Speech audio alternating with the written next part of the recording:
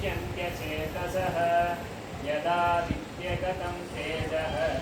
जगद्भासयतेऽखिलम् यच्चन्द्रमसि यच्चाग्नौ तत्तेजो विद्धिमामकम् गामाविश्य च भूतानि धारयाम्यहमोजसा पुष्णामि चौषधीः सर्वाः सोमो भूत्वा रसात्मकः अहं वैश्वानरो भूत्वा प्राणिनां देहमाश्रितः प्राणापानसमायुक्तः पचाम्यन्नं चतुर्विधं सर्वस्य चाहं हृदि सन्निविष्टः मद्धस्मृतिर्ज्ञानमपोहनं च वेदैश्च सर्वैरहमेव वेद्यः